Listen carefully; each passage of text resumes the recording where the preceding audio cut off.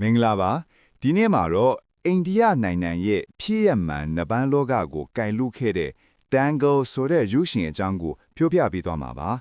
ဇလန်အစမှာတော့အိန္ဒိယနဗန်းသမားဟောင်းမဟာဘီစင်ဖိုဂတ်ကိုတွေ့ရမှာပါသူဟာနိုင်ငံအတွက်ရွှေတစိတ်ယူပေးခြင်းတဲ့အိမ်မက်ရှိခဲ့ပေမဲ့မိသားစုစားဝတ်နေရေးကြောင့်နဗန်းလောကကနေအနားယူပြီးအစိုးရယုံစာရေးအဖြစ်အလုပ်လုပ်နေရသူပါမဟာဗီရာဟာသူ့ရဲ့မအောင်မြင်ခဲ့တဲ့ email ကိုသူ့သားကအကောင့်ထဲပေါ်ပေးလိမ့်မယ်လို့မျှော်လင့်ခဲ့ပါတယ်။ဒါပေမဲ့ကန်ဂျမာကသူ့လိုချင်တဲ့သားအစာသမီးလေးယောက်ဆက်တိုင်ပေးခဲ့တာကြောင့်သူဟာစိတ်တက်ကြပြီးမင်းကလေးလေးကနပန်းတက်လို့မရဘူးဆိုတဲ့အယူဆနဲ့အတူ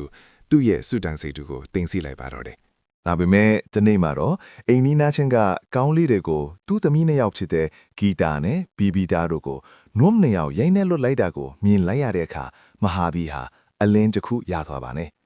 ရွှေတန်စိတ်ဆိုတာတားမရတာမဟုတ်ဘူး။အရေးချင်းရှိရင်သမီးလေးရလိုက်တာပဲဆိုပြီးသမီးတွေကိုနပန်းလီချင်းပေးဖို့ဆုံးဖြတ်လိုက်ပါတယ်။ဝါသွားသားရဲ့ကဲ့ရဲ့မှုကိုဂရုမစိုက်ပဲသမီးတွေကိုမနက်9 နာရီကစပြီးပြင်းထန်စွာလေ့ကျင့်ပေးပါတယ်။မိန်းကလေးတွေအတွက်အနောက်ရသေးစေတဲ့ဇာမင်းတွေကိုအတင်းအတက်မှညှက်ပစ်ခိုင်းတယ်လို့ရောင်ကြားလေးတွေနဲ့ပါရှင်ပြိုင်ထိုးသက်စေပါတယ်။အစားပိုင်းမှာသမီးတွေကသူတို့အဖေကိုမုန်းတီးခဲ့ကြပေမဲ့နောက်ပိုင်းမှာတော့သူတို့အဖေဟာသူတို့ကိုအိမ်တွင်းမှုလုပ်ပြီးအိမ်တောင်ချပေးခံရမယ်ဘဝကနေကေတင်နေတာမှန်တည်သွားပြီးအစွမ်းကုန်စူးစမ်းပါတော့တယ်။ဂီတာဟာသူမအမျိုးသားအဆင့်ရွှေတစိတ်ရပြီးနိုင်ငံတကာပွဲတွေအတွက်တင်တန်းကြောင်းတက်ရပါတယ်။အဲ့ဒီမှာနီးပြတဲ့နဲ့တွေ့ပြီးအဖေတင်ပေးတဲ့တိုက်စစ်အစားခန်းစစ်ကိုပြောင်းလဲတင်ယူခဲ့လို့ပွဲတိုင်းလိုရှူနေခဲ့ပါတယ်။နောက်ဆုံးမှာတော့ဂီတာဟာသူမအမားကိုတီးသွားပြီးအဖေဖြစ်သူစီဖုံးဆက်တောင်းပန်ကအဖေရဲ့လမ်းညွှန်မှုနဲ့အတူပြန်လဲနှိုးထလာခဲ့ပါတယ်။နဖောင်းစတနတဟာယာအားကစားပြိုင်ပွဲမှာတော့ဂီတာဟာသူမကိုအမြဲနိုင်ခဲ့တဲ့ပြိုင်ပွဲနဲ့တွေ့ရပါတယ်။အဖေသူဟာကြည့်ရှုခွင့်မရဘဲအခန်းထဲမှာပိတ်လောင်ထားရပေနဲ့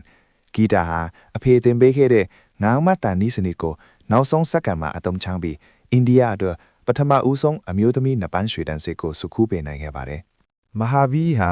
သမီးဖြစ်သူကိုဖတ်လဲကိန်းလဲလုပ်ပြီးငါဂုံယူတဲ့သမီးလို့ပြောလိုက်တဲ့အခါမှာတော့သူတို့သားဖရဲ့အိမ်မက်ဟာပြည့်ဝသွားပါတော့တယ်။ဒီဇလန်ဟာ